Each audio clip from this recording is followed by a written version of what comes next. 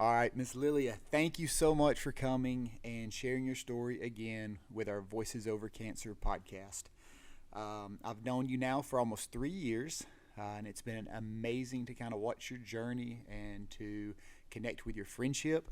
You have done one previous interview, kind of like this, and then you've shared your story with our print version of Voices Over Cancer as well. So, welcome and thank you again for being here. Thank you, William. It's my pleasure to be here. Yes, absolutely. So, for those who may not have listened to your previous story, I kind of just wanted you to open up and kind of tell us who you are, tell us a little bit about your family, and maybe share how most people in Rome probably know you. Okay, my pleasure. My name is Lilia Stina. I'm originally from Argentina. I was born in Buenos Aires and I emigrated to United States back in 2002 as an international student of English, my second language. I moved to New York all by myself at the age of 24, and in that period of time I met who became my husband, Michael Angel, and together we embraced the journey of life, and we moved back in New York, and we stayed in New York for about 10 years. And when my first son Luca was born, life in the city became sort of a challenge. If you know, the city and the space is very limited, and going on a three flat stairs with a baby, I really start craving the comfort of more large living. And Michael's parents were living in Georgia for about 10 years by then. So I was accustomed to come to this part of the country and really feel amazed by the nature around and the comfort of home living. And I thought it was wonderful and beautiful. And we moved, we packed the whole life back in a truck and we moved to Northwest Georgia. Now, how old was Luca when you guys moved? 12 months. Oh, wow. Yeah, he was a baby. Sure. And with all the life packed in this truck, we moved and we bought a little farmhouse that became really a treasure that we worked for, and we learned how to really navigate through farm living, home living, parent living. It was really a big change, and we really made it very beautiful home. 4 years later, our second son was born, Liam, and at that time, when we moved to Georgia, I discovered I already was a admirer of Maria Montessori as a teacher, and I owned previously books that I read about her. Previous I became a mom, so I always felt really thrown to her teachings and the way that she led education. Um, and to find a Montessori school of Rome was a delight. I remember that Michael had some second thoughts because of the financial in aspect of it, and I said, "Oh, I don't care. I want to really go for You it." knew you So wanted that. I Right. took that part of an investment in the education of my children. I don't have no regrets Sure. of it.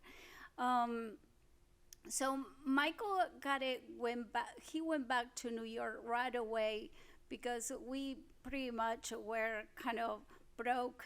Like we put all the money in home, and every penny we had really was towards improving the house. So between the housing and Liam's education, that pretty much took everything for us to establish as a new family, right? Yes. So for the first decade, that was the basis. We were really working in the foundations of our family. Um, Another uh, company that helped me tremendously, and mostly people know me or become to know me, is through Harvest Moon Cafe in Rome. They hired me as a server, and I had previous experience working in the restaurant industry in New York, so I came here with a lot of energy and renewal of the service industry. They gave me countless opportunities, especially when my second son was born, Liam. They gave me really many chances to shine. I was able to create and curate dinners from the menu, the um, atmosphere, everything. And it was really fun because from nothing, I was able to create the menu, the invitations, and I did one that I kept close to my heart, that was the art of eating standing up, where I brought the roots of the Spanish family background that I have, and we cook everything based on a Spanish menu, tapas, and we brought some wine barrels, and everything was looking like an old bodega. Right. And people have a lot of fun, and I show up like flamenco dancers. So it was a lot of fun. Um, I met a lot of folks in the community through the restaurant. I tried to help everybody as I could, bringing the new student graduating from high school that they needed, and experience with first time jobs. So a lot of people were giving me the chances to work with their children as well, which it was a privilege. And they never had a real job, and I was kind of Kind of like their work mom. Like you created your own, like a little secondary family. I definitely did. I was living in that place, so it was definitely my family. Sure. And I was able to meet so many people in so many different levels of the community, from doctors to workers. So I was really exposed to pretty much everyone, and everyone was coming to the place, and I always try to really make them feel at home. Right. And I became a general manager in 2019, and it was a pleasure helping the business grow. So, kind of looking through your story here, you talk about back in 2020 kind of noticing some vision issues. Can you tell us a little bit about that? Yes, absolutely. So many people actually ask me, how did you figure it out? Well, navigating a year through the pandemic, it was COVID 2020, of course, and it was very stressful for all of us.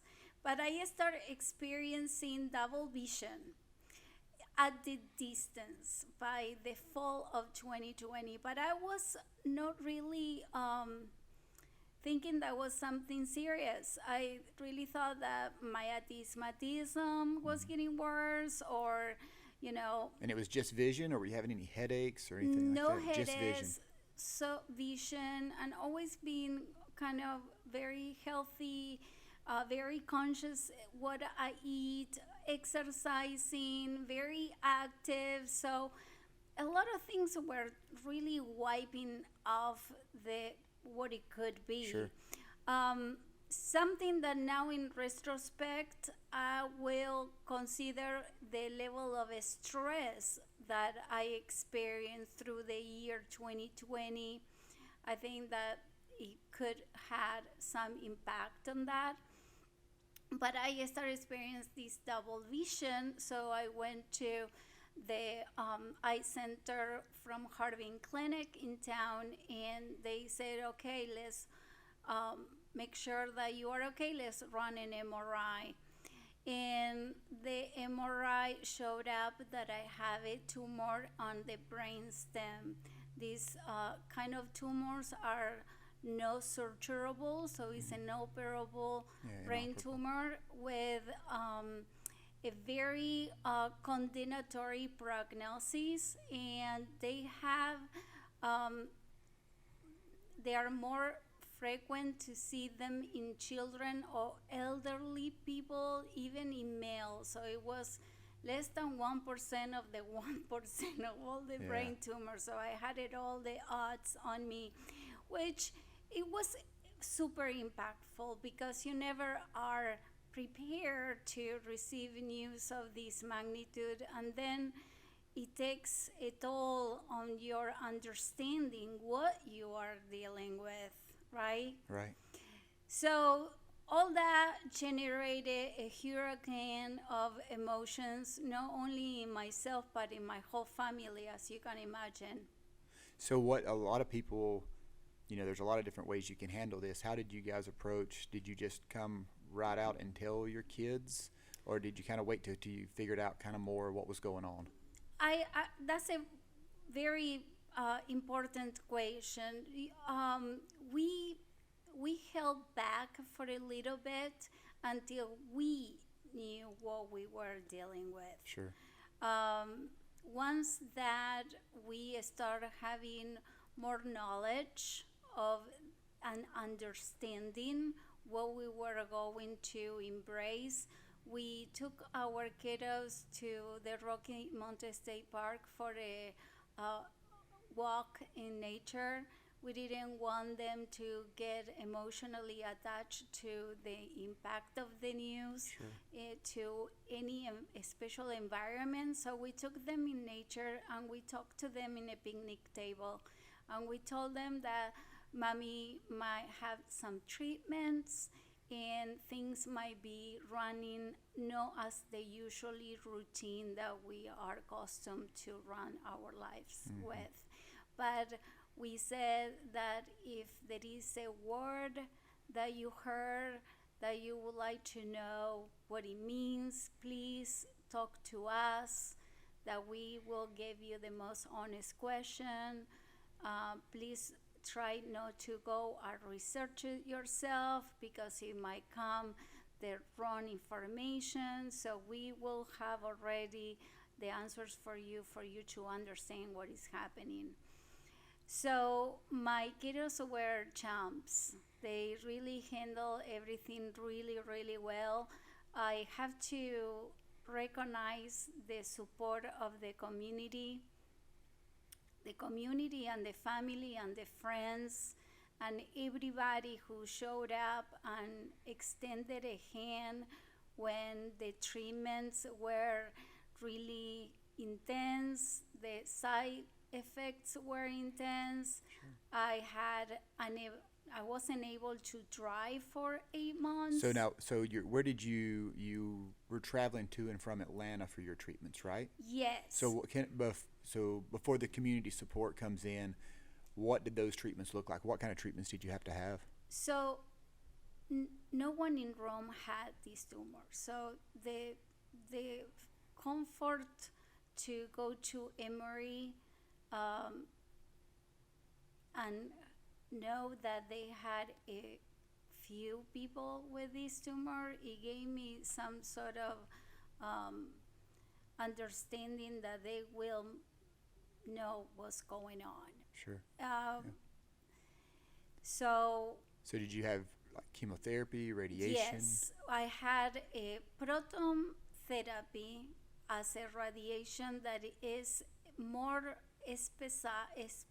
specified in the area because it's such a tight spot in the brain stem, and there is so many neurological connections that happens in the stem of the brain that connects with the major functions, neurological functions that the regular radiation will have a more harmful impact on the afterwards. So they really talk to me with a lot of care and understanding, and they say we will try to damage you the less as possible Sure. in the way, and try to really target the tumor and not the rest of your brain. Right. So is a tight mask. You are kind of hooked in on a table, and they do this radiation. It's for 6 weeks, 5 days, for 6 weeks. So it's Monday through Friday, driving to and from Atlanta yeah, for 6 weeks. yes. Wow. And we have turns. And your husband's still trying to work at this time, And he was right? working, And you're still they, managing the boys because they're involved in school in and other school. things. Yes, yes. And that's where you say the community really stepped up to kind of help. yes. And Because you couldn't drive yourself. no, because they consider that we were not treating the double vision yet, Okay.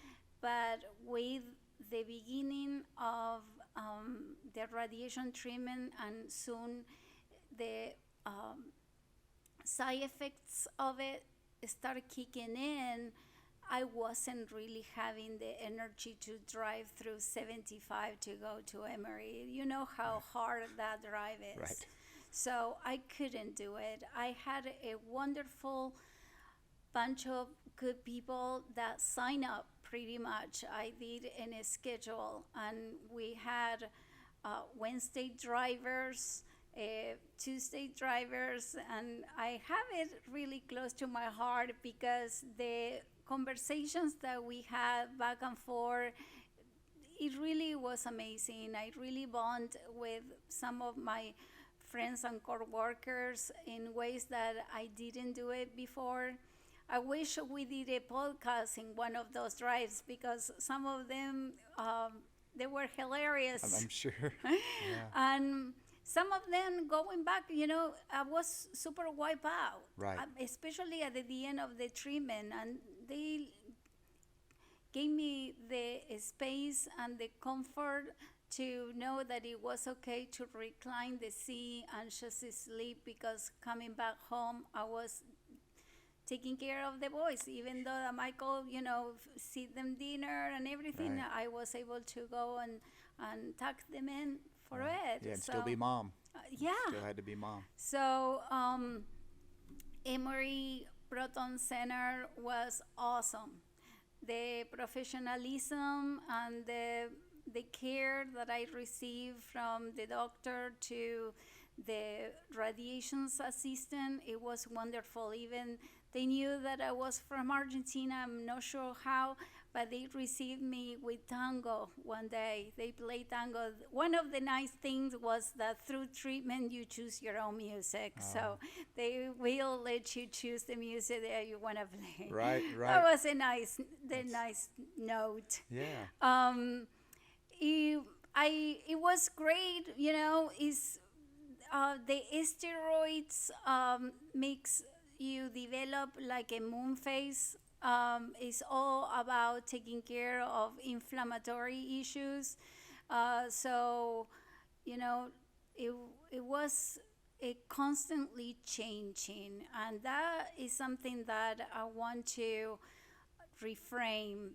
The amount of change that I went through these last 3 years, it was remarkable of how life was showing me change, and those physical changes doesn't really reflect the minimum of amount of change that I had to do interiorly. Sure.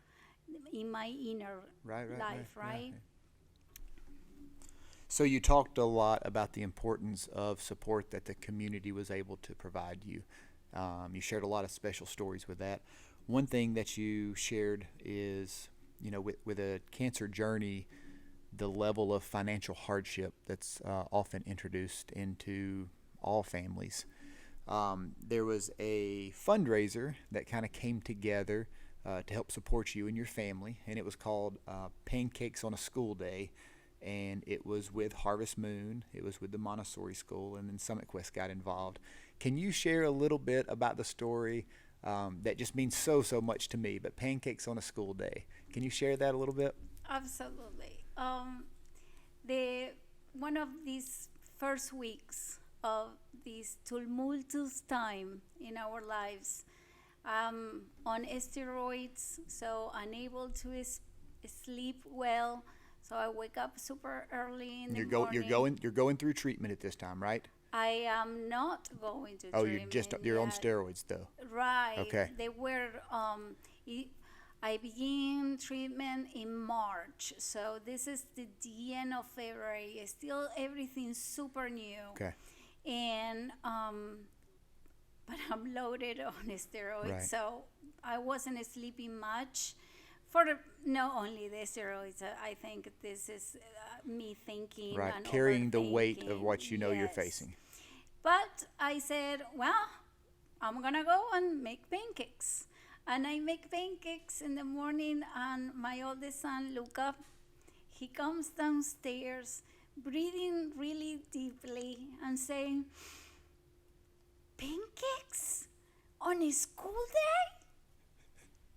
And he was mind blown that I totally broke the routine that he ever knew. Right.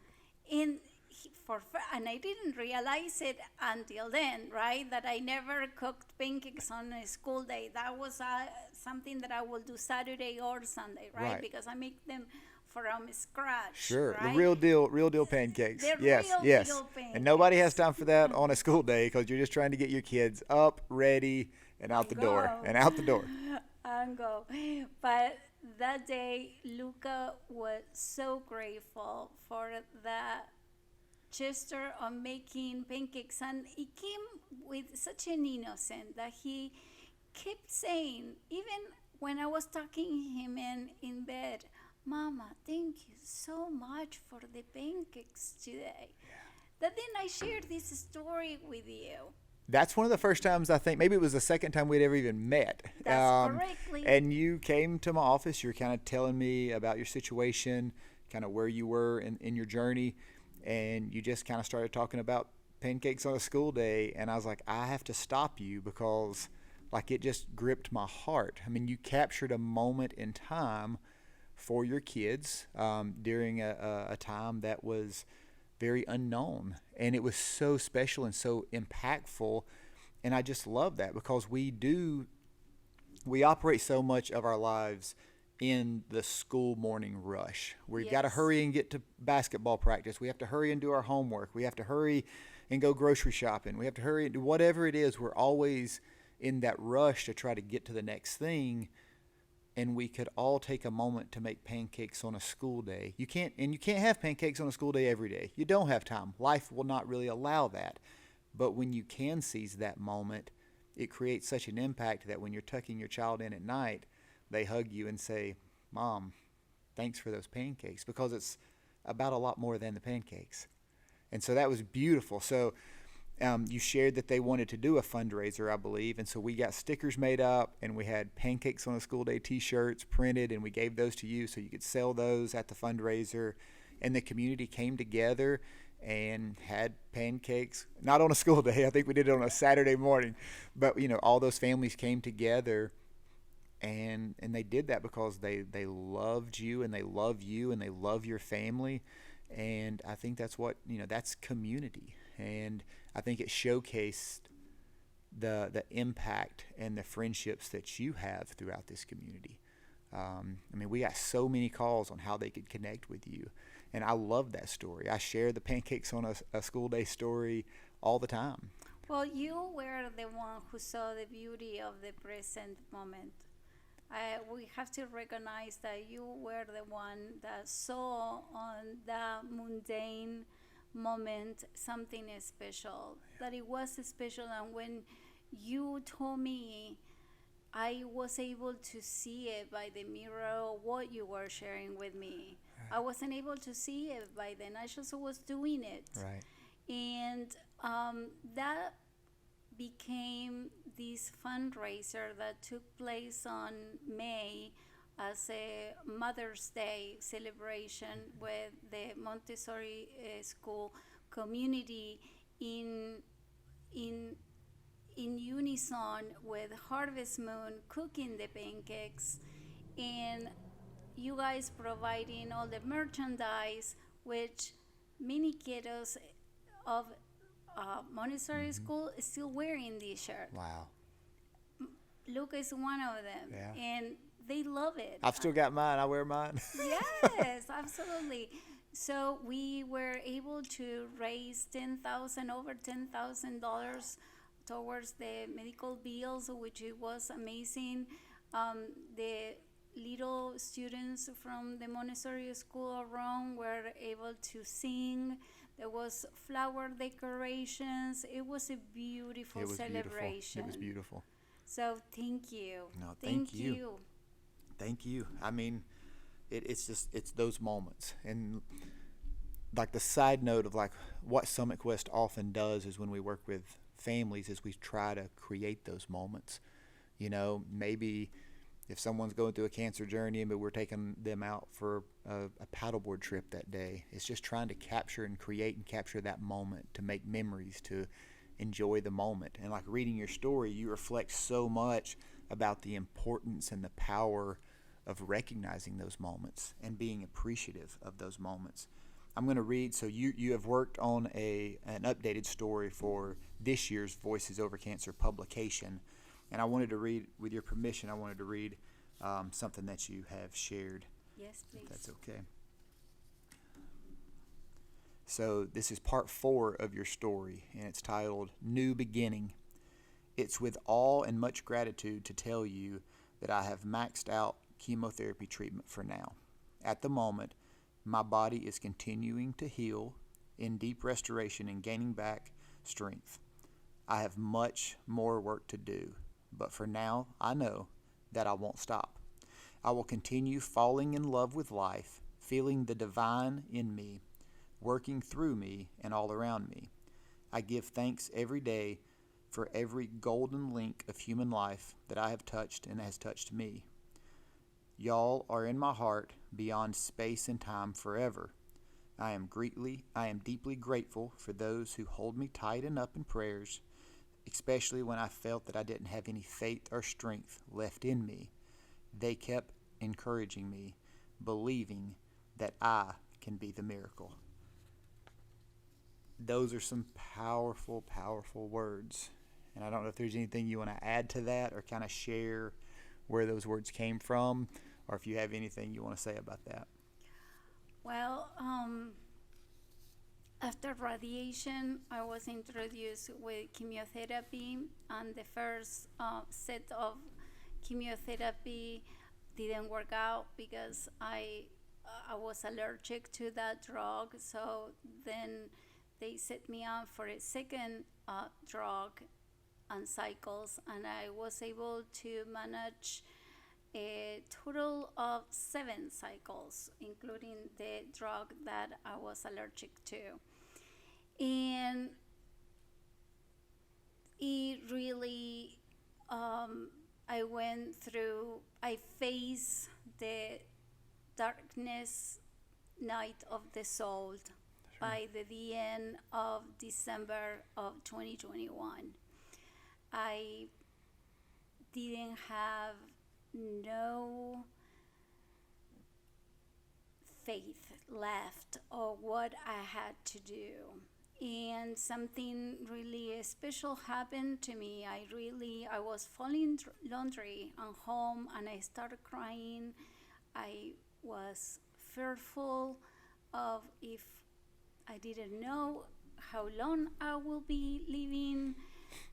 I could not yet understand why this happens to me, so I was still battling the victim in me, which I later overcome, and I took the power back, understanding that we are responsible of things that happens, and then when we take responsibilities, when we can really harvest the gifts of the lessons that are behind on these challenges that life brings you.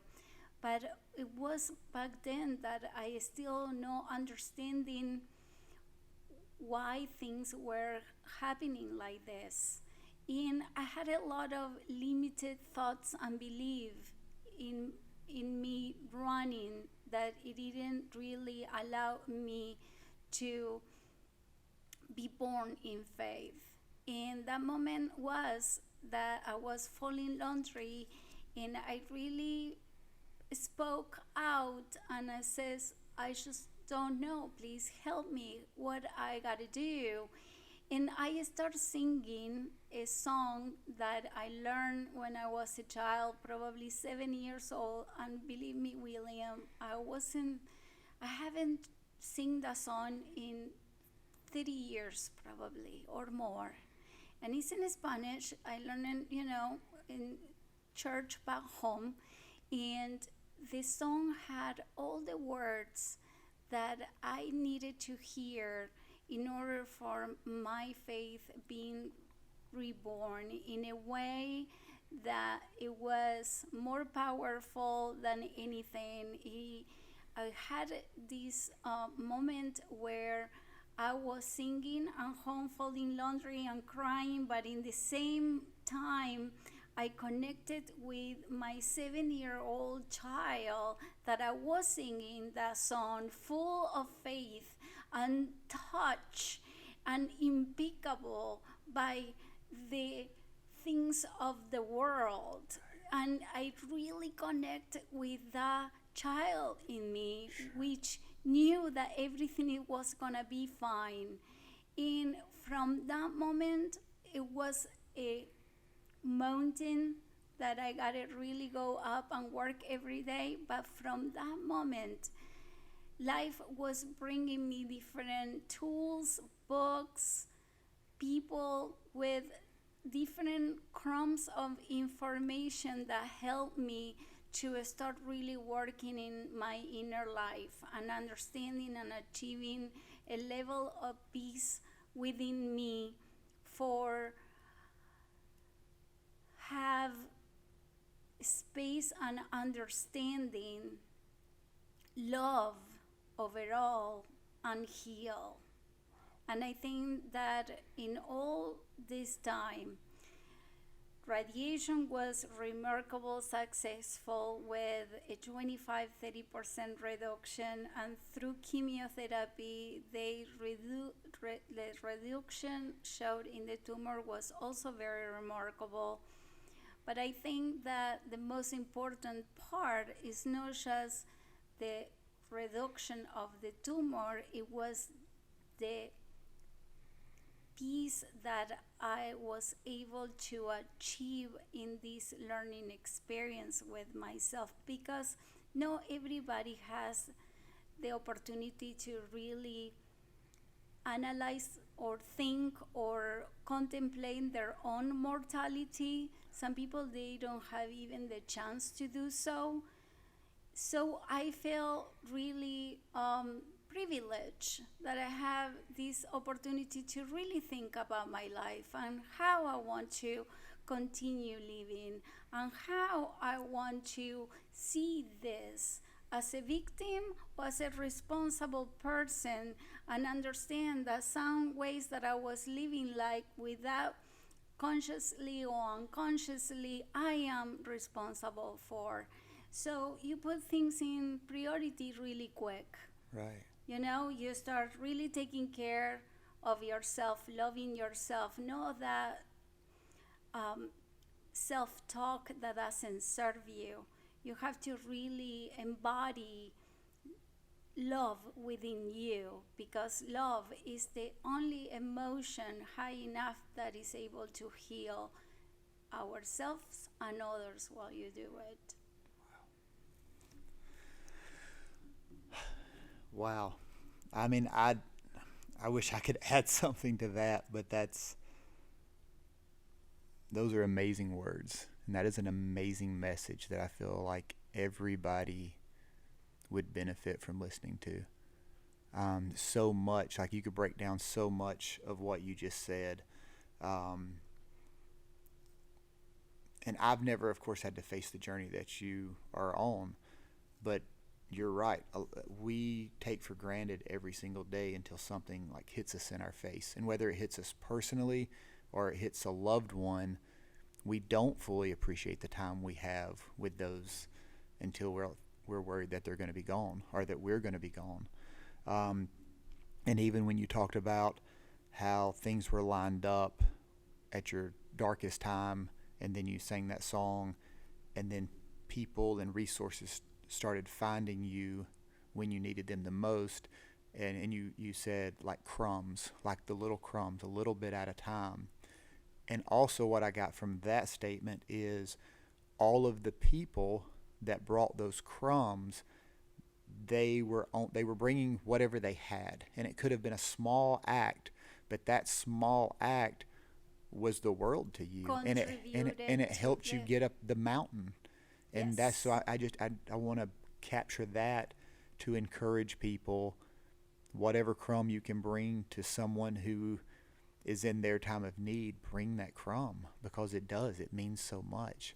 Yes. I mean, you always bring such wisdom, and you do it in a way to where it's just very natural. It's like you say these profound things and you just smile and you just keep going. And I'm like, wait a minute, I'm glad this is being filmed because I want to write that down. And that's, We don't have to all have a diagnosis as I got to realize that what is important is the present moment. That's all we have. that's all we have. And look at each other, not by the differences, but really for what makes us human beings. Right. And how special that is. You close out your story. And then I've got more I want to ask you. But I want to Sure. read one more section Yes. because this is exactly what you're saying. It says, I have learned to be in tune with my heart, to listen to my deepest desires, to follow them and nourish them every day, to see them come to fruition one by one. I have come to realize that life is about falling in love with the life you love, making your 8-year-old self as proud as much as your 80-year-old self will be. And in the meantime, to dance every moment, barefoot in the grass or under the rain, to light a fire, to sing out loud, breathing in and out the abundance within life, the infinite symphony of giving and receiving love. It's that simple. Yet, it's the longest journey that my mind had to experience to find my heart. I mean, just amazing words that capture your journey. So where can you share where you are? I know you recently went on a trip, but also, and I think that kind of ties in physically, like where are you now? So you're not in treatment right now. What do you have to go back for certain checkups every amount of time, or can you share a little bit about that? Yes. For life, I will be having MRIs every 3 months. Actually, my next MRI is Monday, which having close the MRI arises a lot of emotions that I have to be more present and don't try to jump on a future that doesn't exist and keep my cool in what I feel that it will be, and really connect with thoughts and emotions that brings in my biology the homeostasis, the balance, the equilibrium, and the relaxation that my biology needs to have in order to keep healing. Right. If I spike with anxiety and stress and trying to control outcomes that are totally out of my control, the only thing that I'm doing is putting more cortisone and hormones of stress in my body that definitely might not help. So every 3 months I will be going to an MRI.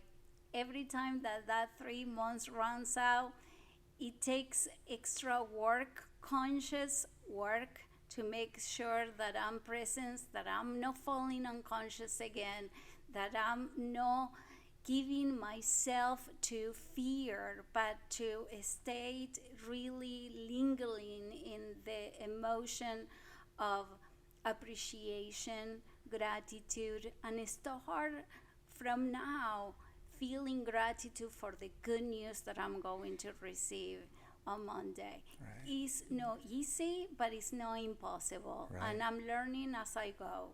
Right. And what was the other The other question? thing, you just, when we last spoke, you were getting ready for a pretty exciting trip. Oh, yes. So can you tell us a little about your trip? Yes, thank you. So, life is about making our dreams come true. It's true that when we are raising a family and we are helping our children to grow and become humans of the world as well, we tend to lose ourselves in that aspect. However, to me, this life lesson was a reminder of things that I wanted to do. And I went back home to Argentina, and this time I did it in a very fun note. And I went and I traveled inside the country to the state of Mendoza, and I brought my sister with me that she never seen snow or the mountains. She says to me, "No, the highest mountain that I ever seen are those in your home." So I thought it was super cute Right, of her. And I right. said, "Well, you're gonna see Some very real big mountains. Yes. mountains." So I brought her to the feet of the Aconcagua in the Andes mountain. She broke in tears while we were in high mountain area. She was able to see snow, which was amazing. Right. Like how you can make that happen, right? And I did the traveling also with a friend of mine that have been with me all along through this journey. Tammy Baron, Tammy having a very special friend. Instead, there was friendships that with this diagnosis, they check out, and some really checked in and make sure to stick around for the whole journey of it. And when I went out of treatment, we were casually talking, and I said, "Why you don't take a trip with me to Argentina?" And she said yes. So it was amazing, and I curated the whole trip, and I told her, "Look, let me bring you home in my way." So I really love the part of planning a trip. Right. So Creating the whole experience. yes, Yes. More than a trip. yes. So I hope, that they will be okay with it, but they were all good with everything. I received compliments all around, but the most amazing part is seeing their faces when they saw nature in Argentina, other culture around them, a lot of wine. I went to visit one of my favorite bodegas, Catena Zapata, and I drink a really good wine, and it was amazing. I really feel that I made a dream came true, and I cheered for those and many others come true. But it really is depending of our intention of how we want to make those dreams come true. It doesn't just happen because you wishes. You need to make a map of your dreams. You have to be intentional. Intentional every day. Every day. What you are working for so hard. Sure. Do it something for you. And in those 10 days, I think that, we bond amazingly, not only with each other, but with the environment around and with ourselves. In the way back, we were ready to see our husbands and our children and be so grateful to be home. There is so much that we take granted in United States. And really, I was so grateful to be here back after spending 10 days in Argentina, which I had the amazing time. I was so happy to be back. Wow. Wow. Yes. That makes my heart smile that you got to do that trip. I know you were so, so excited. Yes, it Wow. was really special. All right, my friend. So, again, like you share so much wisdom through your journey and through your experiences. Um, it's always a blessing and an honor to have your written word and also to be able to do these videos because other people can hear your story and they can gain strength and insight and encouragement. Um, I know you're kind of serving in a little bit of a role now at the YMCA through their Live Strong program. And the Live Strong program, I guess simplified, would be a program for individuals who have been impacted by a cancer diagnosis to come and physically work out, but also to get encouragement and emotional support. And so that's kind of, I think, where you come in. Can you share a little bit about what you're doing with the Live Strong program at the YMCA? Absolutely. The Life Strong program in the Y really helped me tremendously when I finished chemotherapy, and I was a tiny little bitty. I lost a lot of weight through that, and I didn't have much of a confidence walking. My eyesight was highly compromised by then. I was wearing thick glasses, and I had this fishbowl effect that I couldn't really walk straight or with confidence. So I got introduced in the program, and they really allowed me to gain the confidence again on a whole sequence of workouts, very mild, and from there work my way up as I feel it. And you have a trainer that's kind of assigned to kind of help you Yes, get started to make sure that you you're have safe. several trainers. Several trainers, okay. But at the end, you kind of get your own sharing with another. Is everything very close with the members. Right. You have maybe a group of 11 members that we all work together. We see each other twice a week, and you work out and you cheer yourself up each other. Oh, I haven't feel well today. Well, you did what you could. Those words of encouragement mean so much. So much. Oh, how much weight do you lift? You couldn't lift too much weight. Oh, but you walk 2 miles. Amazing. Right. You walk 2 miles.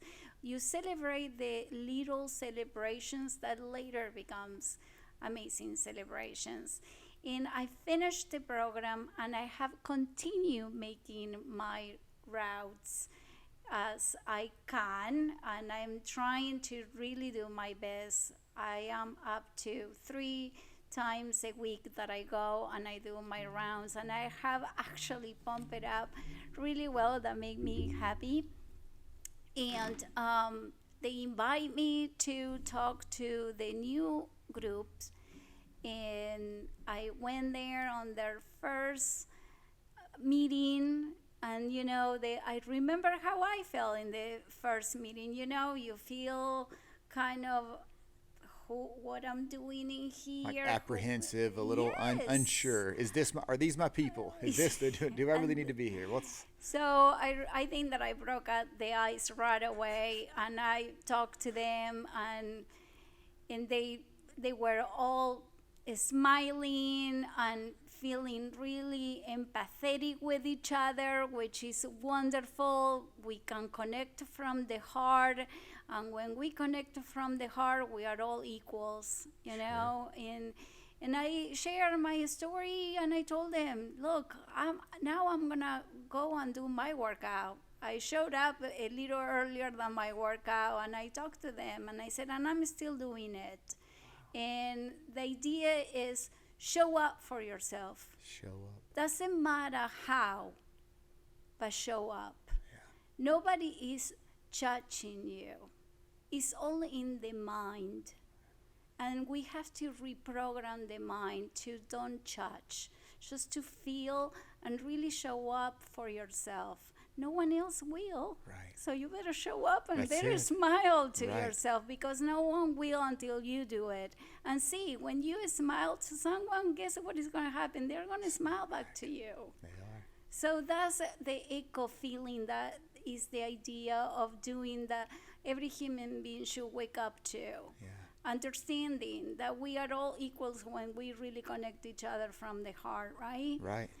In the white having great. And they are my people. I go there every day pretty much. And if not, it's for my kiddos programs. They do swimming lessons there, baseball. There is an amazing community. We are so blessed with the YMCA in this community. Yes, You know, all absolutely. of the employees over there, you know, Scott McCreelis and Stephanie McElhone. I mean, there's so many. They do so much in this community too that most people don't even know. You know, you think the YMCA, you think, well, you know, you go there, maybe swim or do some workouts. They are everywhere in this community. They do, I mean, I can't even list everything they do, but they do so much behind the scenes work. And, you know, Live Strong, I think some people are aware of that, but more people need to be aware of it. Yes. And if it's something that, you know, if you hear this and you're interested to learn more, connect with the YMCA and get some information, because Yes. just like you're saying, it's powerful, and to show up for yourself. And again, like what you said was, you know, like earlier you're talking about making the self-talk, the negative self-talk, quietening that voice and showing up for yourself and not being a victim, but taking control, taking responsibility, and being appreciative when you wake up and say, I have today. What can I do today? Show up for yourself, smile to others. I mean, you capture so many valuable points that are just they're a blessing to hear. I used to rush as soon as the alarm went off. Usually turn it off and pump up and make the coffee and get the backpacks ready. And now I don't do that anymore. The alarm goes on. Usually I wake up before my alarm. That's the best way to wake up, Yeah. right? But if not, if the alarm goes off, I turn it off and I stay there. And I start saying, thank you. Thank you, I'm awake. Thank you for the gift of life. Thank you for the air that I'm breathing. Thank you for today's. And I don't know what it's going to bring, but thank you, you know. And it set a tone for the rest of my day. And I'm not saying that there are days I fall out of grace. Sure. I'm human and I'm learning. But when I fall out of grace, I recognize it and I'm no longer in that default for long. I recognize if, you know, if you get angry, don't linger in the angerness. Says, why I'm getting angry about this? Why I'm reacting to? What is here that I need to pay attention a little bit more? And then see what it comes. Be more an observer of yourself. But that morning, gratitude practice is been really changing the way that I embrace my day in a positive, better, bright way to embrace, because the struggles are gonna be there no matter what. Right. So the only thing that you gotta change is you, because that's how the world changes, when you change. And I talked to you about the change, not only physical, but the inner changes that I went through these last 3 years. Some people, they don't even do it in their lifetime. So how I'm not going to be grateful? Right. And I'm going to share something amazingly that happens to me. In Thanksgiving week, that was the week of last Thanksgiving, November 2022, I got a call from the nurse of my neuro-ophthalmology. I ran out of prism glasses. My vision was so bad. I saw so many images that my brain was trying to organize that it was crazy. And I, the doctor told me, Lilia, I don't have any more glasses to prescribe you. You really need to consider surgery. Never experienced surgery before, so I was fearful of something that I haven't experienced. But life it was bringing me at that moment to in a spot where I didn't have many choices. And he gave me a package of disclosure package that you need to acknowledge before you go for a yes and get in the waiting list. So I read the package disclaimer from cover to cover, and I'm thinking about this, and I'm like, okay, what is going to happen? This nurse surprised me with this call and says, we have a cancellation. We can bring you in instead of 2 months waiting next Monday. And can you imagine all the emotions that I got? I even have like cold chills. Right. And I says, can I please call you back? I need to talk to my husband. Yes, call me back. And I called Michael, and Michael was super supportive. No, you do it if you feel doing it. And I'm thinking, and I say, you know what?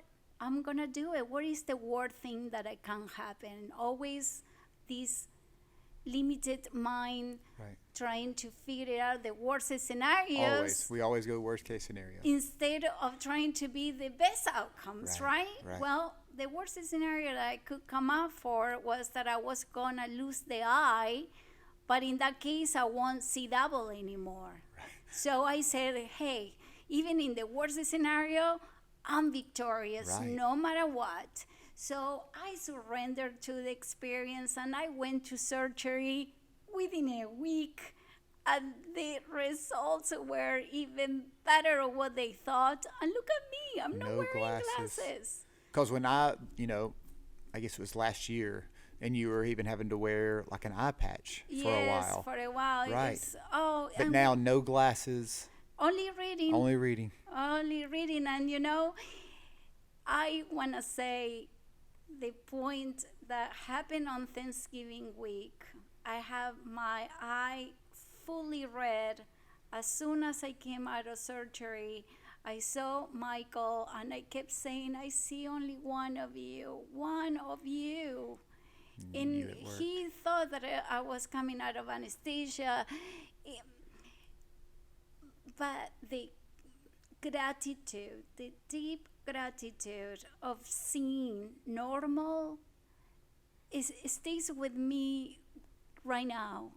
I can't even tell you, my heart is swollen by the amount of appreciation that I have from the nurse that took care of me, from the doctor that cut my optical muscles to make sure that it was placed in the right specific spot, and I'm able to see one of see. you. I'm Wow. full of joy. Wow. And we take for granted We those take for granted things. everything. Yeah. So So don't much. take for granted the little things. Usually that's where the magic remains, in the little things. So I wanted to say Yes. that I'm thankful thank to you. see without glasses. Thank you for sharing your journey and the hardships and acknowledging the hardships of that journey, but also how you have chosen to recognize the blessings all along that journey as well. I know that I am very guilty of being in a rush, of We all are. overlooking the blessings that I have. And I give the commitment that I will try to be more cognizant and focused on the blessings that I've been given. And I know, and I encourage everybody who either reads your story or hears this podcast that they take a moment. And maybe, I think a lot of times we're going to be like, well, I'm just going to change my life and I'm going to be positive and I'm going to, I would say set a goal of, hey, for the next 3 days, I'm going to be very intentional about how I respond, how I talk to myself, and being very aware of the blessings that I have, and then build off those days. You've And brought you, so much wisdom, and I thank you so much. Go ahead. thank you, William. I think that anyone listening out there, my story, I hope really inspire you and touch inside your heart a spot where kindness can really be brought up in your daily life, because we are spiritual beings. Whatever is your religion, whatever you follow, it doesn't matter really when we recognize the love that there is in our hearts, in the kindness acts that are the more subtle, unconditional that you can do for others. No wanted to have nothing in getting back to you, just giving for the love of giving, in act of just doesn't need to be monetary support. It can be a word. It can be really checking out of the cashier, and you don't know how that cashier's day is going, but you can say, "Hi, how are you? You're doing great. Right. Thank you so much." You don't know the impact of those kind words can make to a stranger.